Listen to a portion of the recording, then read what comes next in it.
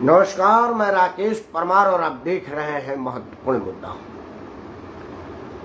मित्रों, महत्वपूर्ण मुद्दा में आज सबसे महत्वपूर्ण विषय तो ये था कि बिहार में जंगल राज की जो वापसी थी वो उसमें आज अंग्रेजी राज जैसी विभत्सता भी आ गई।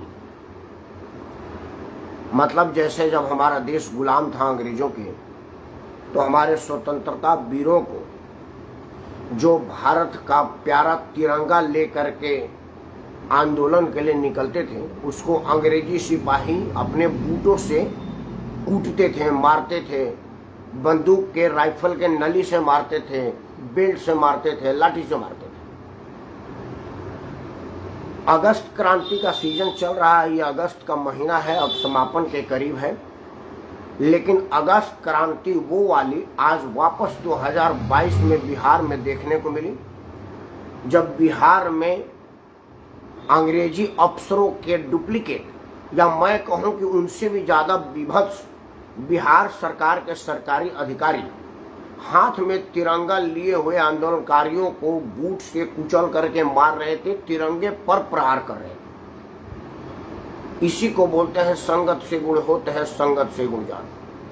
मतलब संगति से इंसान कितना बदलता है, संगति से इंसान में कितना फर्क पड़ता है, यह बात बिहार में आज देखने को मिली है। बिहार में जब पहले हुकूमत थी, पहले भारतीय जनता पार्टी के शासन में थी, तब भी आंदोलन होते थे, अपने मांगों के समर्थन में लोग सड़कों पर आते थे, लेकिन किसी भी तिरंगाधारी को बूट से पीटने, झंडा पर प्रहार करने जैसी विभत्सता की इजाजत नहीं थी। लेकिन आज बिहार में यह सब होने लगा है। महत्वपूर्ण विषय तो ये था, लेकिन मैंने कहा कि आज का जो महत्वपूर्ण विषय है वो सबसे ज्यादा खतरनाक है। हालांकि मैं क्षत्रिय पुत्र हूं, मेरे लिए एक बड़ा ही चिंता का विषय रहता था कि कभी भी स्वर्ण समाज किसी मुद्दे पर एक क्यों नहीं होता। मैं बड़ा चिंतित रहता था। हालांकि एक बार स्वर्ण समाज एक हुआ है, मायावती की पूरी राजनीति ही चौपट हो गई। इसके पहले मायावती को कभी इस तरह की दुर्दिन में कभी नहीं देखा गया था कि मायावती किसी निर्णय को रोल बैक करे, किए हुए घोषणा से वापस अपने घोंसले में आए।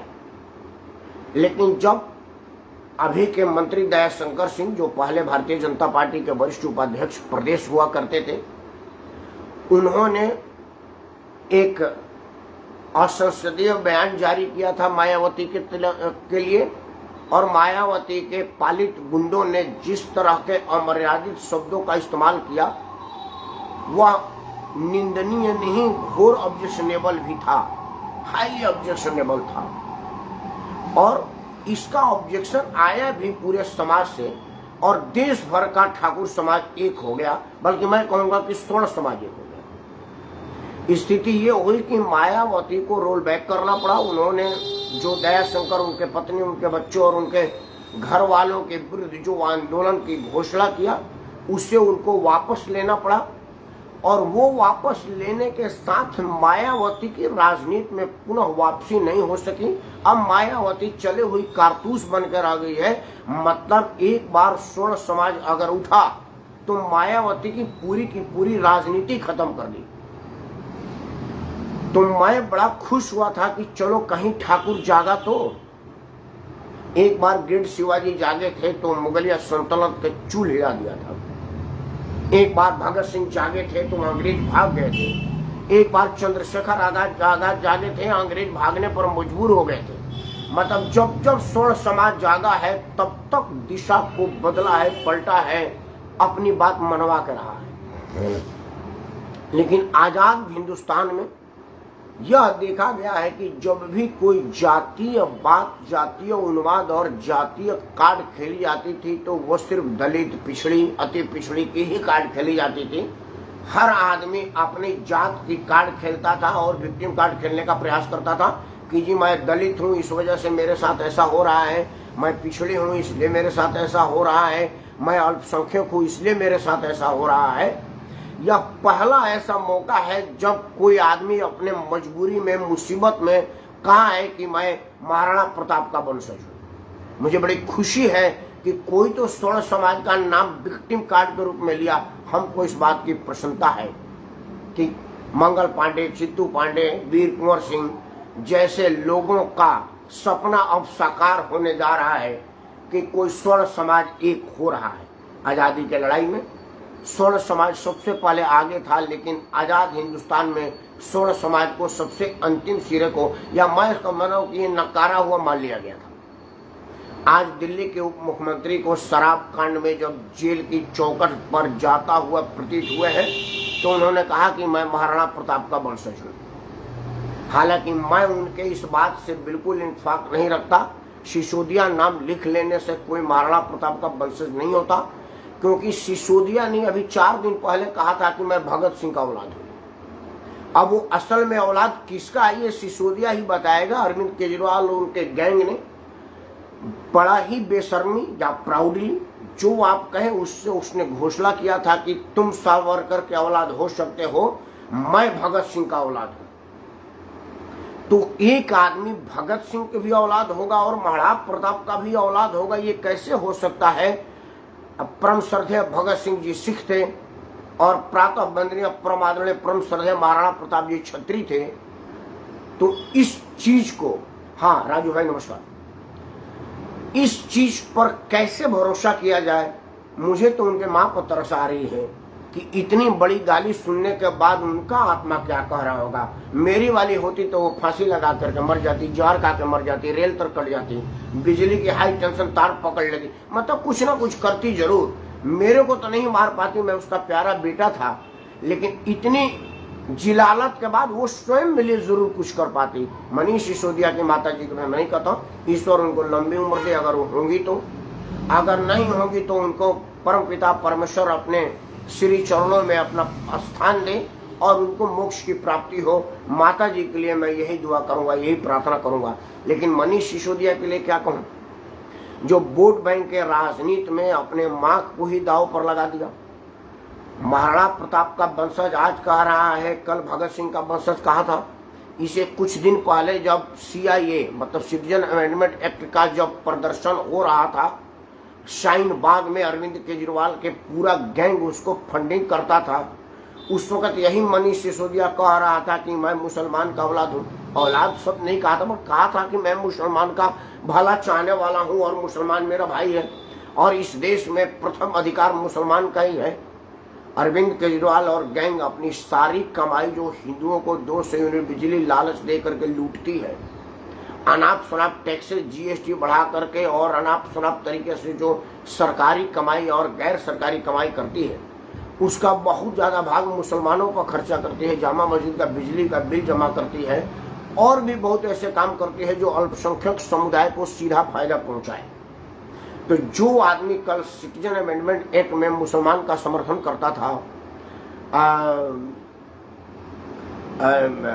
नागरिकता का जो संशोधन वाला बिल था, उसमें बांग्लादेशी रिफ्यूजियों का समर्थन करता था, रोहिंग्या मुसलमानों को कॉलोनी बसाता था और सरकारी फंडिंग का व्यवस्था करता था, आज उसके किस बात को सत्य माने कि वो रोहिंग्या का वंशज है, महाराणा प्रताप का वंशज है कि भगत सिंह जी का वंशज है, क्योंकि स्वयं ही वो कह रहा है। मित्रों, इसका निचोड़ ये हो रहा है कि वो किसी का वंशज नहीं है, वो वोट बैंक का वंशज है। जिससे उसको वोट बैंक का फायदा होगा वो उसी को अपना बाप बना लेगा।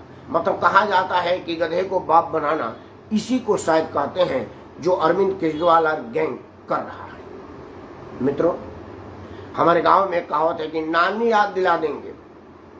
उसका मतलब होता है कि जब आप अपने मुसीबत में आएंगे तो आपका अपना कुल गोत्र सब कुछ याद आ जाएगा। जैसे ममता बनर्जी को पश्चिम बंगाल के अभी वाला चुनाव में अपना गोत्र याद आ गया था कि मैं ब्राह्मण हूँ और फलाना गोत्र के हूँ। उसके पहले वो हिंदू की सरेआम बेइज्जती करती थी और किसी को नहीं बताई थी कि ममता बनर्जी ममता बंदोपाध्याय है, मतलब ब्राह्मण है। लेकिन जब उसको लगा कि अब सर्वाइवल का है और मोदी से लड़ना बड़ा मुश्किल कार्ड है, हिंदू कार्ड का कोई तोड़ नहीं है, तो उसने अपना गोत्र बताया और गोत्र बताने में मजबूर हो गई। उसके पहले राहुल गांधी भी कानी कुंजी ब्राह्मण हो गए थे और कोर्ट के ऊपर जनेऊ पहन करके दिखा दिया था। मित्रों, ये सब क्यों हो रहा है, आप इस चीज को जान लीजिए। कुछ चीजें आजकल होने लगी है जो पहले नहीं होती थी। 2014 के बाद खुले में देखा जा रहा है। मित्रों, क्या ये कभी कल्पना किया जा सकता था कि जो बॉलीवुड गैंग, जो ये गटर वुड वाले लोग हैं, कराची गैंग के लोग, जो अपने सिनेमा के माध्यम से हिंदू हितों की अनदेखी, हिंदू धर्मों का अपमान और हिंदू देवी देवताओं का असली चित्रण दिखाते थे, बताते थे, करते थे, उनके फिल्मों का भी कोई विरोध करने वाला गुट तैयार हो सकता है और उनको घुटने पर ला सकता है। लाल सिंह चड्ढा फिल्म का अभिनेता आमिर खान तुर्की के सुल्तान, जो कि भारत को नाश करने, नष्ट करने, समाप्त करने का बीड़ा उठाया होता है, देश भर के मुस्लिम ममालिकों को भारत में विरोध करने का बीड़ा उठाता है और दुनिया में घूम घूम करके भारत के नाश की षड्यंत्र रचता चलता है। यह आमिर खान उसका खास मेहमान बनता है। पाकिस्तान के ISI के सरगना आतंकी मुल्ला मौलाना, जो हर बार अपने अपने तकरीरों से भारत में जहर घोलते हैं, यूट्यूब का वीडियो बना बना करके, हज में आमिर खान उनके साथ जाकर के गलबहियां करता रहता है और उनका मेहमान नवाजी स्वीकार करता है। उसको इस बात का ध्यान ही नहीं था कि PK फिल्म में मुसलमान के अलावा बाकी सभी धर्मों का मजाक उड़ा लेने के बाद भी लोग कुछ कर नहीं पाए तो कर नहीं पाएंगे। अंतिम में उसने बोला कि अब मोदी का सरकार आ गया, मेरे बीवी को इस देश में रहने में डर लगता है। आज स्थिति ये आ गई कि वो वाकई अब उसे डर लगने लगा है। लाल सिंह चड्ढा की चड्डी पीली हो गई है और गीली हो गई। ये कुछ चीजें आ रहा है। अब जाकर के मनीष सिसोदिया को लगा कि यार हमारी कौम जाग गई है और अगर हम अपना असली गोत्र नहीं बताएंगे तो सर्वाइवल मुश्किल हो जाएगा, क्योंकि दारू के कालाबाजारी में और दारू माफियाओं को बेनिफिट पहुंचाने में मैं सीधा सीधा बुक हो रहा हूं, क्योंकि इस बात की सुपारी अरविंद केजरीवाल ने स्वयं ले रखा है, क्योंकि आम आदमी पार्टी के सभी लोगों को उसने ठिकाने लगा दिया। अब एक संजय सिंह और मनीष सिसोदिया, दो क्षत्रिय पुत्र रह गए हैं, जिनमें क्षत्रिय खून बेशक ना हो, क्षत्रिय जीन तो है और जीन भी जलालत ला देने के लिए, जहन्नुम तक पहुंचा देने के लिए काफी है। केजरीवाल इससे परेशान है और जब इसकी स्क्रिप्ट केजरीवाल खुद रचा है, मनीष सिसोदिया की भली भांति जानकारी है, तो वापस राजपूत शरणम गच्छामी कर रहा है। लेकिन मित्रों, वो अपने आप को महाराणा प्रताप का औलाद बताएगा, लेकिन आप उसके 2 दिन पहले का बयान याद रखिएगा कि उसने अपने आप को भगत सिंह का भी औलाद बोला था। वो भगत सिंह का औलाद खुद को बताएगा, लेकिन आप उसके CIA पर दिए गए बयानों पर ध्यान रखिएगा। वो अपने आप को भारतीय जनता पार्टी के द्वारा सताया हुआ बताएगा, लेकिन आप उसको रेहानियाओं के द्वारा देश में क्या क्या कांड कराया जा रहा है उसको याद रखिएगा।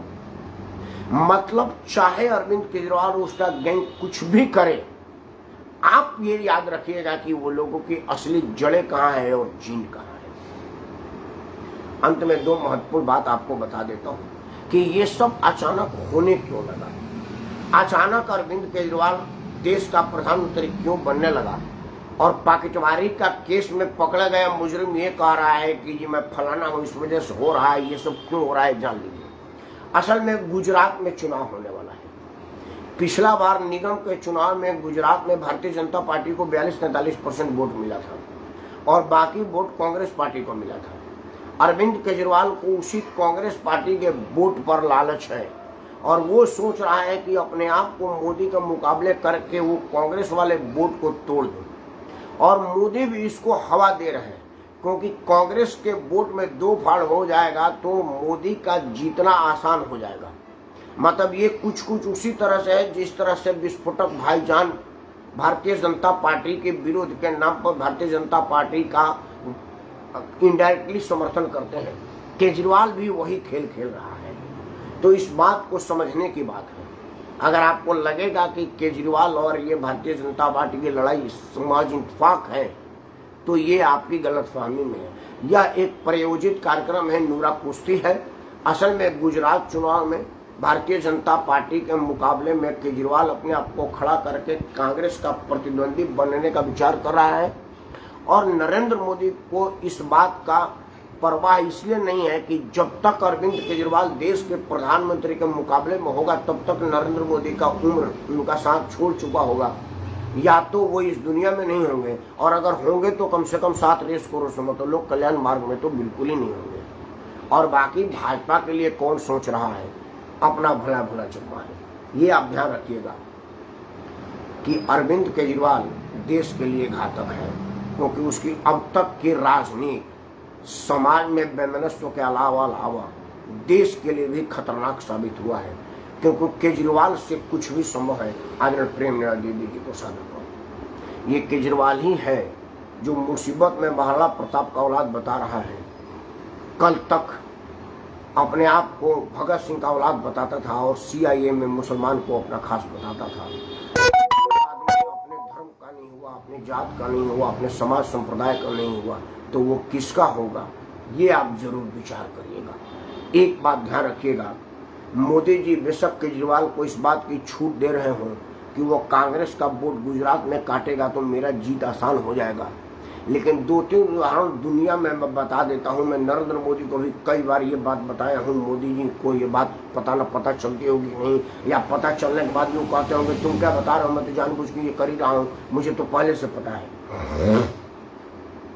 मित्रों, अमेरिका का ट्विन टावर गिरा करके अलकायदा प्रमुख ओसामा बिन लादेन ने दुनिया में आतंक का जो सबसे बड़ा नाम बनाया कमाया था, वो एक मामूली सॉफ्टवेयर इंजीनियर और बड़ा सीधा साधा इंसान था। वो कंप्यूटर इंजीनियर था, बड़ा पढ़ा लिखा था और दुबई के बड़े संपन्न परिवार से बिलोंग करता था।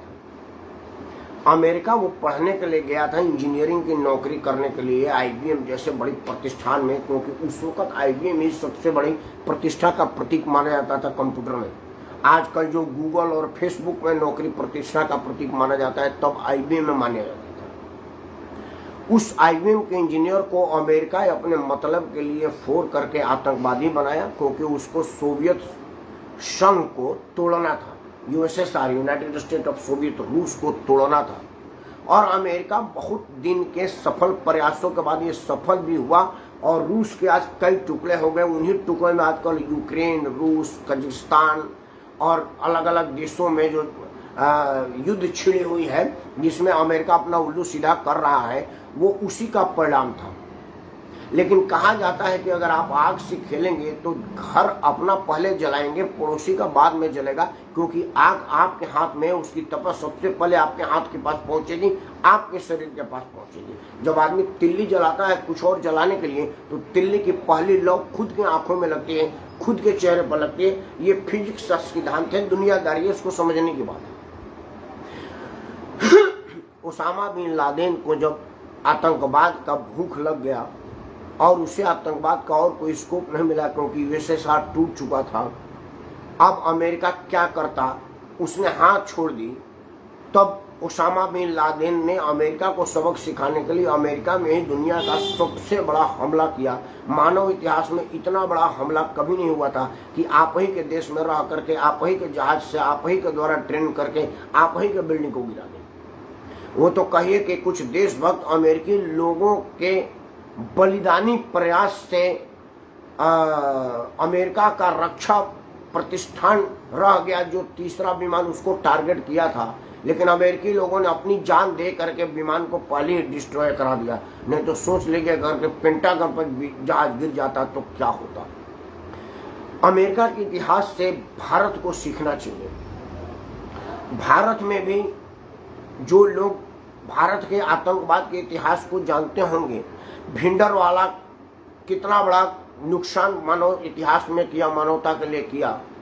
भिंडरवाला को किसने बढ़ाया, ये बात बताने की जरूरत नहीं, आप सब जानते हैं। और हश्र क्या हुआ कि भिंडरवाला किसके मौत का कारण बना और कौन नेता किसके द्वारा और कैसे मारा गया, ये पूरी दुनिया जानते हैं, आप भी जानते हैं, हम आपको क्या कहें। ये विस्फोटक भाईजान को आज भारतीय जनता पार्टी बेशक अपने फायदे के लिए इस्तेमाल कर रही होगी, लेकिन विचार जरूर करेगा कि बिहार में बिना किसी योजना का, बिना किसी घोषणा पत्र का और बिना कोई कार्यक्रम किए हुए 5 सीटें मुस्लिम बहुल इलाके से जीत जाना इस देश में एक अगला पाकिस्तान बनाने के प्रति आदमी का दिमाग का प्रयास हो रहा है कि नहीं, पता न मोदी जी ये बात कब समझेंगे। वही बात आज अरविंद केजरीवाल के साथ हो रहा है। मैं बार बार कहता हूं कि अरविंद केजरीवाल को समझने के लिए उसके अमेरिका से संबंध और अमेरिका प्रशासन से साठगांठ के विषय में जानना चाहिए। और जब जब अरविंद केजरीवाल भारत के संवैधानिक प्रतिष्ठानों पर चोट किया है, उसका विरोध किया है, तब तक आप उसका पासपोर्ट वेरीफाई कीजिए, वो अमेरिका के यात्रा से वापस आया है। और अगर घर बैठे कोई ट्वीट किया है या कोई मीडिया बयान दिया है तो उसका कार्ड डिटेल चेक करिए, अमेरिका से उसकी बात हुई है। और अमेरिका दुनिया भर में लोकतंत्र का दुश्मन है। दुनिया में जहां जहां लोकतंत्र डिस्टर्ब हो रहा है उस सबका कर्णधार अमेरिका है और केजरीवाल उसका पिट्टू है। इसकी शुरुआत वो एक माता जी थी, राष्ट्रमाता का दर्जा दिया गया था, जो देश में ईसाइयत मिशनरी की संचालिका थी, उस माध्यम से उसकी मुलाकात हुई थी। अब दुनिया में मैं ओसामा बिन लादेन से भी ज्यादा अरविंद केजरीवाल को भारतीय राजनीति के लिए खतरा मानता हूँ। पता न नरेंद्र मोदी कब मानेंगे, लेकिन आप जान लीजिए कि केजरीवाल को समर्थन देना देश को टुकड़े कराने से भी बड़ा काम है, क्योंकि केजरीवाल इस देश का भला कभी नहीं चाह सकता। उसकी अब तक की राजनीति ये बता रही है कि जितनी बेईमानी 52 साल के राजनीति में कांग्रेस ने नहीं किया, 8 साल के राजनीति में भाजपा ने नहीं किया, वो कुछ दिन के एक निगम जैसा राज पा करके वो कर लिया है। तो समझ लीजिएगा कि क्या होगा। अंत में एक बात बता देता हूँ, भारतीय जनता पार्टी ने आज एक बयान जारी किया कि भाजपा के आम आदमी पार्टी ने एक बयान जारी किया कि भारतीय जनता पार्टी के एक बड़े नेता से मुझे संदेश आया था कि आप हमारा पार्टी ज्वाइन कर लीजिए, भारतीय जनता पार्टी में बन जाइए, क्योंकि हमारे पास मुख्यमंत्री स्तर का कोई नेता नहीं है। हम ऐसा नहीं करते हैं, हम ऐसे लोगों में से नहीं हैं। मैं आम आदमी पार्टी के सभी नेताओं को एक उदाहरण बता देता हूँ। ये जो आर.एस. गुप्ता है, आपके राज्यसभा का सांसद है, इसको मैं खूब बढ़िया से जानता हूँ। मेरा जानने वाला है। दिल्ली में स्कूल माफिया है, नागलोई वगैरह में बहुत सारा स्कूल है, बोर्डिंग स्कूल है, हॉस्टल वगैरह है, स्कूल बहुत बड़ा स्कूल का मालिक है वो, और कई स्कूल है दिल्ली और दिल्ली एनसीआर में। उसने बाकायदा अखबार में निकलवाया था कि अरविंद केजरीवाल कितना 1000 करोड़ का घोटाला किया और कहां कहां किया है। जैसे वो अखबार अरविंद केजरीवाल पढ़ा, बोला ये मतलब का आदमी है, उसको बुलाया और उससे फीस ली और राज्यसभा सीधे दे दिया। तो कौन कितने पानी में है ये बताने की जरूरत नहीं है। अंत में मैं आपसे कहीं हाथ जोड़ के प्रार्थना करूंगा कि मुझे बेशक खुशी है कि स्वर्ण समाज भी अब वोट बैंक बन रहा है और कोई स्वर्ण समाज का आदमी भी मुसीबत में अपने जाति का नाम ले रहा है। इस बात को मुझे संतुष्टि है। लेकिन जो आदमी ले रहा है, क्या वो आपका अनुकंपा पाने, आपका समर्थन पाने, आपका साथ पाने का योग्य है? क्योंकि आज तो वो अपने आप को महाराणा प्रताप का औलाद बता रहे हैं। 2 दिन पहले अपने आप को भगत सिंह का औलाद बताया था। उसके पहले उसने अपने रिहानियाओं को अपना खास बताया था। उसके पहले उसने किसके को खास बताया है। तो जोड़ लीजिए कि वो असल में किसका खास है। इन्हीं शब्दों के साथ मैं राकेश परमार आपके विवेक पर छोड़ता हूँ, क्योंकि मुझे मालूम है कि आप बहुत विवेकी आदमी हैं। मेरे को क्या, मैं तो सिर्फ आईना दिखा रहा हूँ। शुक्ल तो आपकी बढ़िया है जो आपको दिखेगी। जय हिंद, धन्यवाद।